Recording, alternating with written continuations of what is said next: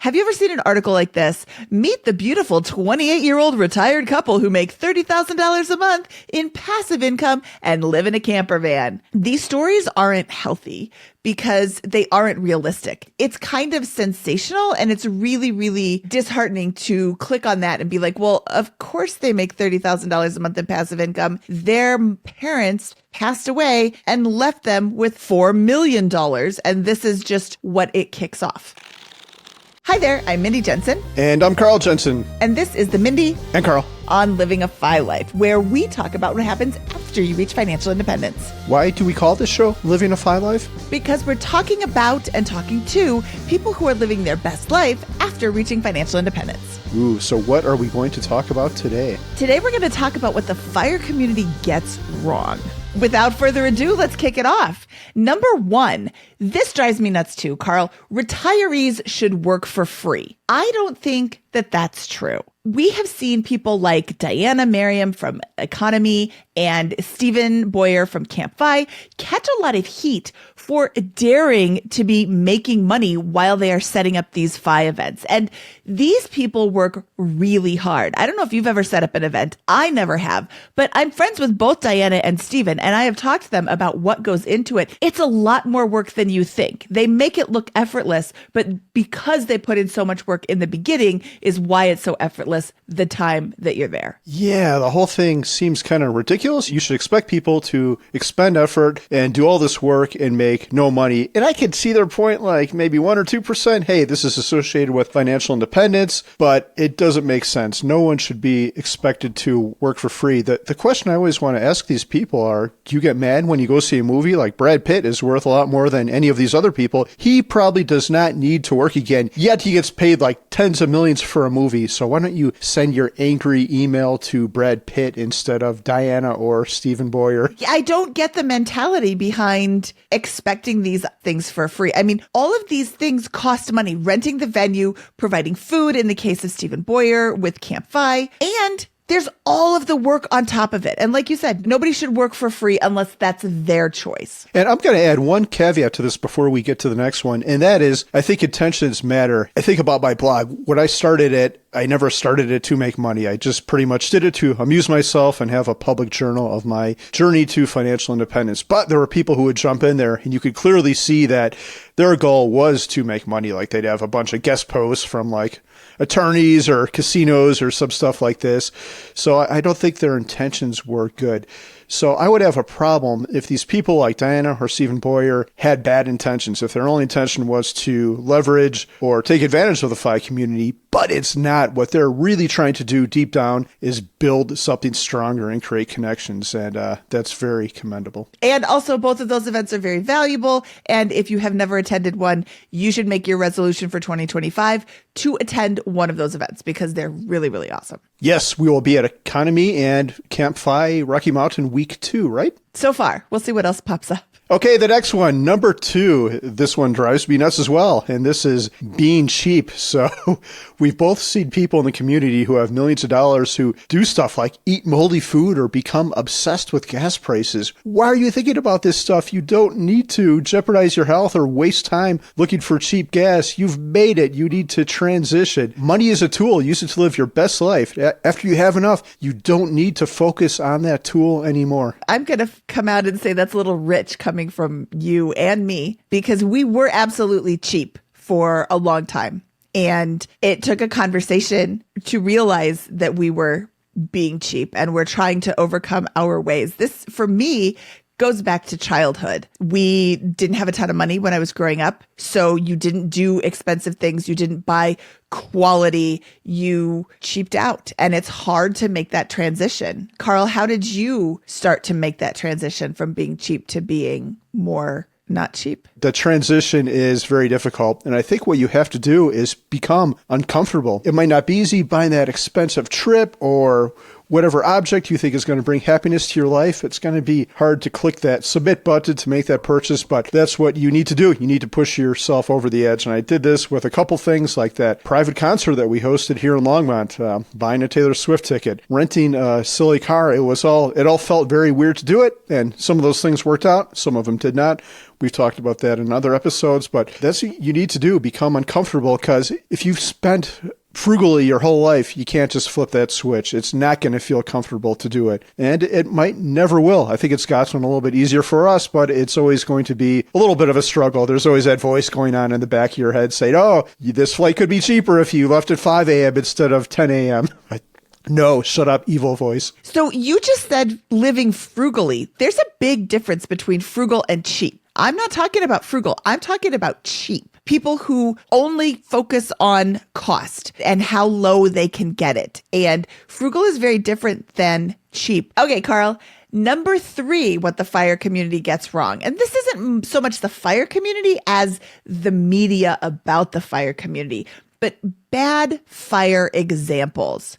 Have you ever seen an article like this? Meet the beautiful 28-year-old retired couple who make $30,000 a month in passive income and live in a camper van. These stories aren't healthy because they aren't realistic. There might be one beautiful 28-year-old retired couple who makes $30,000 in passive income and live in a camper van, but that's not an attainable, repeatable story. So it's kind of sensational, and it's really, really disheartening to click on that and be like, well, of course they make $30,000 a month in passive income. Their parents passed away and left them with $4 million. And this is just what it kicks off. Or, they created a company, a once in a million company, and it's not repeatable.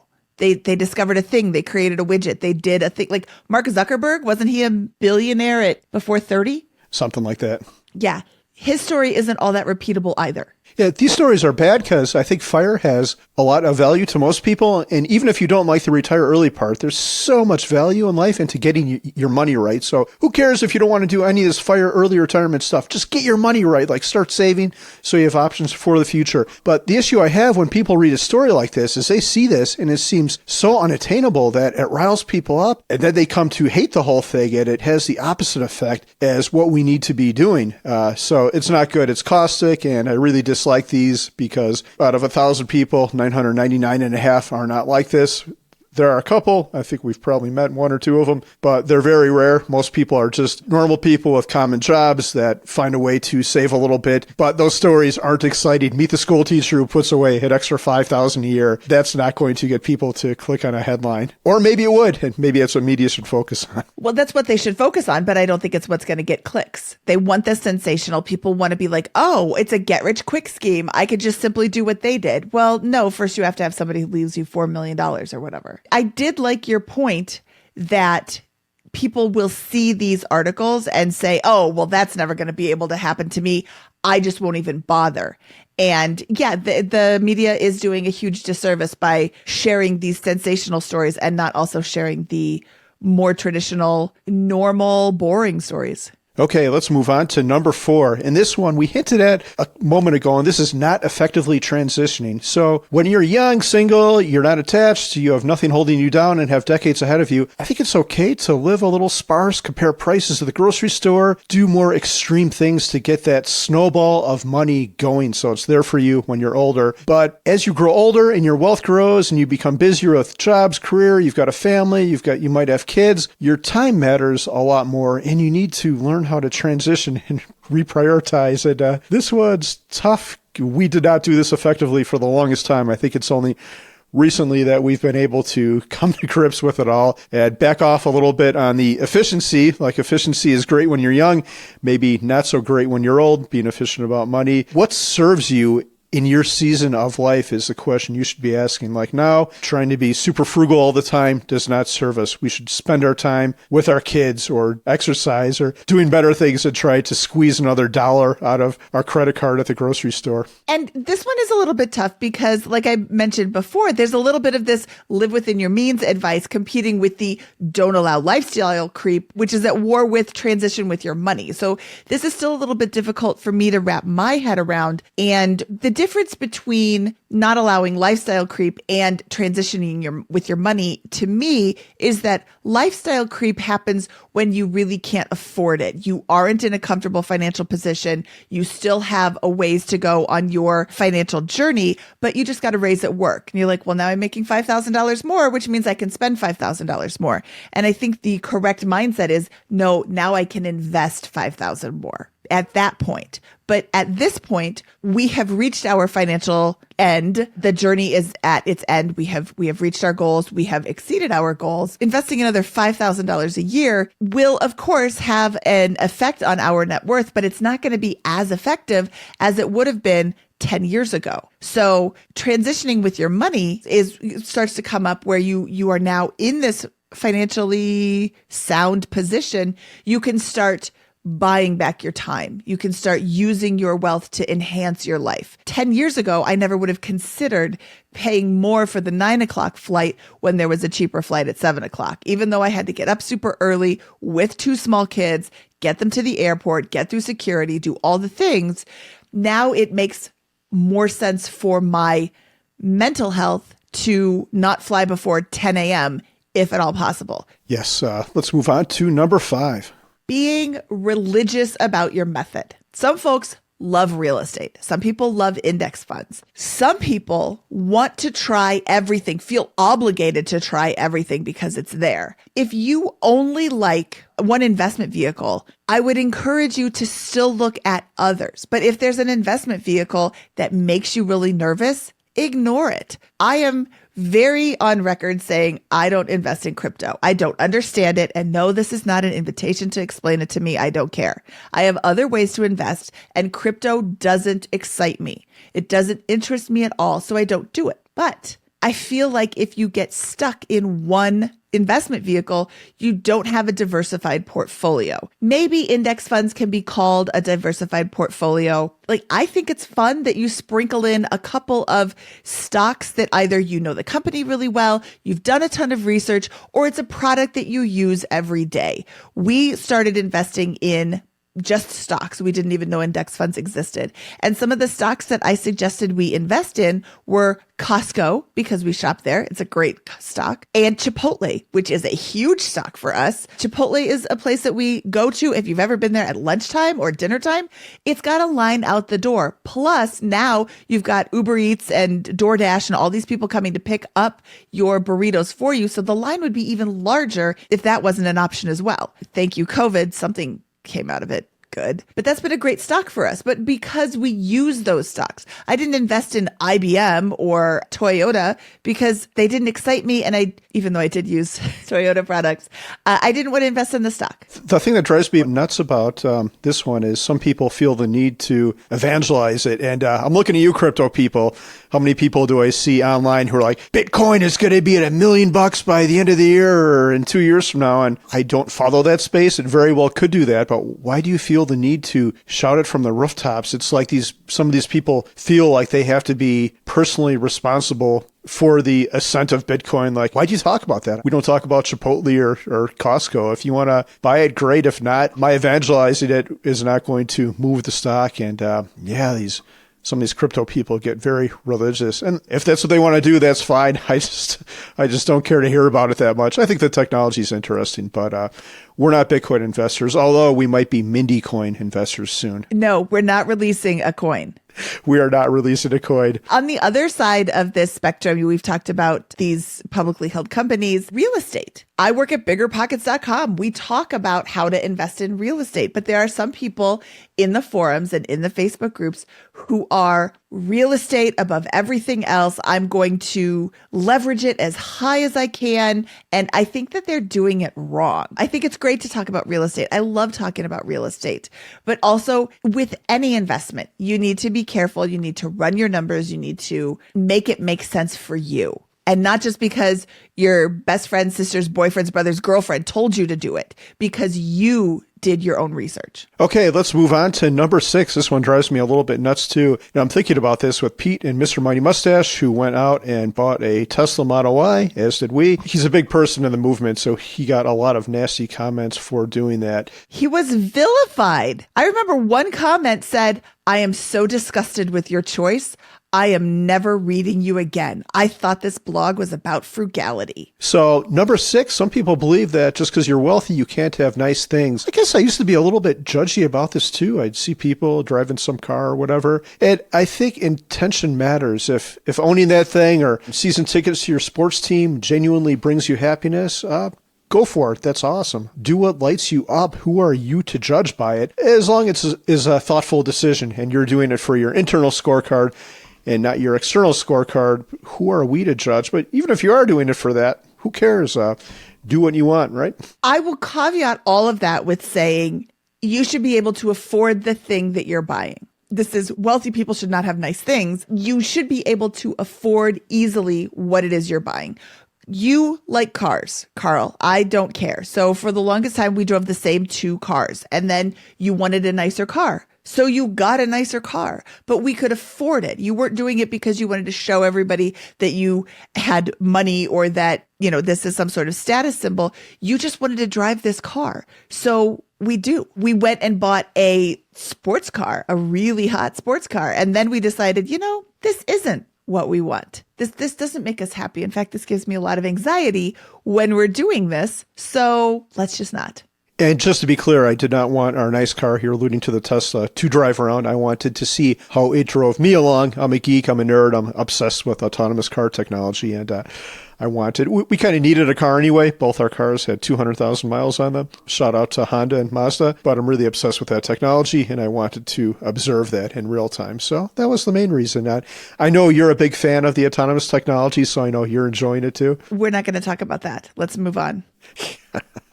Oh, number 7. Carl, let me know if you feel seen with this one. Whoa. Too much of a focus on money. Again, money is just a tool. One of the great things about having it is that it frees you up to do other things. It frees you up from having to think about it because it's already there. Your real focus should be on time. And I think the entire FIRE movement got this wrong at the very beginning. The focus on money was so acute that we didn't talk about happiness. We didn't talk about creating a lifestyle that you want to continue even after you had retired. We didn't talk about finding happiness on the journey. It was money, money, money. So I think this is something that the entire early FIRE movement got wrong. And I'm so happy to see more of a focus on happiness and health and enjoyment of your life now. It seems so silly to say this, but the thought I had when we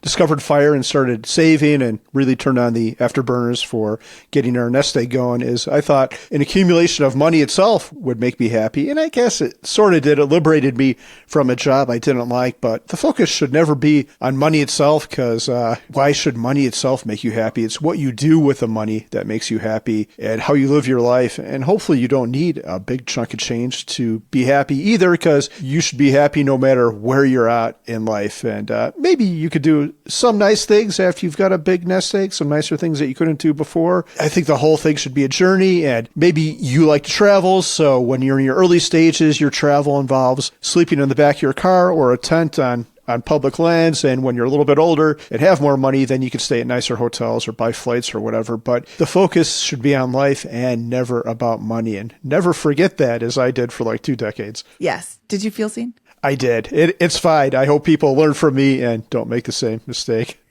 Okay, so my next one kind of relates to that, and this is putting down work. There's certain FIRE people who, like, the whole goal should be to leave your job And I don't think that should be the goal. I think the goal should be to have enough money to leave your job. But if you really love that and it's not interfering with your life, if you have a loose relationship, you could still pick your kids up and prioritize the other things in life that are really important. You don't need to necessarily stop working. Maybe you renegotiate your relationship with your job. You go part-time or take a sabbatical, but work is what really makes me happy. Like, I can't imagine sitting around on a beach all day. Like, whenever we're by the ocean, you see people just sunbathing. I'm like, it actually gives me anxiety. Like, how do you just sit there and do nothing? That sounds like absolute torture. What FI does is it allows you to do the work you really want, and that work could be what you were doing all along. And I think I'm looking right now, I'm going to look at you. You might be one of the few people who are actually like this. And to be clear, I think this is really rare. Most people don't have a job that they like so much that they would do it for almost free. And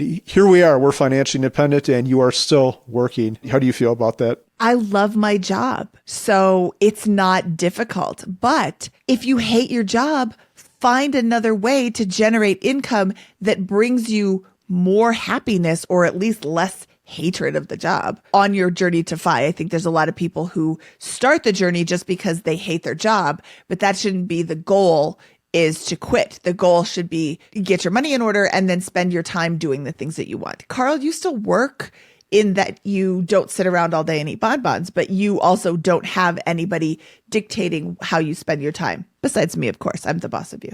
Wow.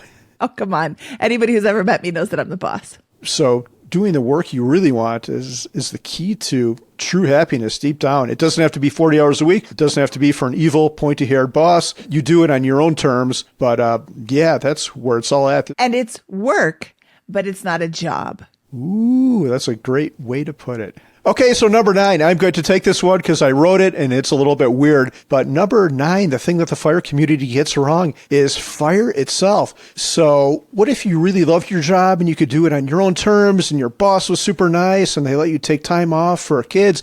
It paid a lot so you could save up. You might never want to quit that. So I think FIRE came up as a reaction to a lifestyle that a lot of people did not like. A lot of us aren't happy with their jobs or the circumstances around it or the people they work for. But if all that stuff was perfect, you probably would not want to leave work just like what you're doing right now. So I think FIRE is a bit of a patch or a crutch or a reaction to an imperfect life. In a perfect world, we'd all have the perfect job that we love so much that we would never want to quit. That job would love us back, so they would never want to fire us. But this whole point is a little bit ridiculous too, because these conditions are very, very difficult. How many people actually have a job like this? I can think of 2. One of them is you, my lovely wife, Mindy. And the other one is this anesthesiologist guy we met in Florida at a Camp FI. We were talking about this and he's like, I am that. He's like, I love doing this so much that I would almost pay to do it. Like I would completely do it for free because it brings so much joy and I love the challenge of it. I'm like, that is pretty cool. If you all have that in the audience, you found something truly special.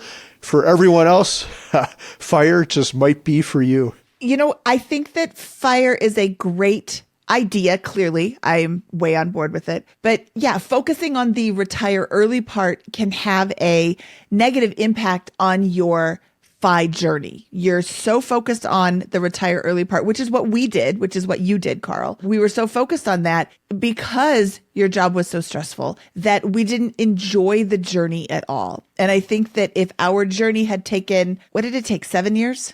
Oh, 2013. I stopped working in 2017, but we were saving before that. So I guess it formally went on for like 4 years, but we were probably doing it all along and we just did not know it. I mean, we'd been married, 15 years at that time? We had done it all wrong and we focused on the money. We didn't allow ourselves to enjoy anything. We focused on the accumulation of money. So we said no to vacations. We lived in houses that were live-in flips. We learned a lot of things. But our kids grew up in chaotic households because they were always under construction. As soon as they were finished, we would sell them and move and do it again. And we were happy, but we weren't enjoying the journey. Yeah, we did not enjoy the journey. I remember one time we were working on our house in the Midwest, and we had a couple friends over, and they started talking about these, I think, zombie TV shows were popular at the time. And they're like, oh, have you watched like this show or this show or this show? I'm like, I guess I've kind of heard of those offhand, but we moved into this house, this project like 2 years ago, and our TV is still in the box, like in the garage somewhere. So no, I have not seen any of those shows. And not that watching TV would have brought me happiness, but look at all the other things we neglected. I think we were pretty good about spending time with the kids, but I let my health go. What's more important than that? Like, who cares about money if you don't have your health? We let some other things go that we should not have. We should have taken an extra year or two to get to the point, but we should have focused on the journey and our life and our happiness instead of focusing on money. That was a mistake. Yep, absolutely. All right. We want to know what you think the FIRE movement gets wrong. Please leave a comment below. And if you like this video, don't forget to give it a thumbs up and subscribe to this channel for more Life After FI episodes just like this. Thank you so much for listening to another episode of Living a FI Life. And with that, Mindy and I say goodbye.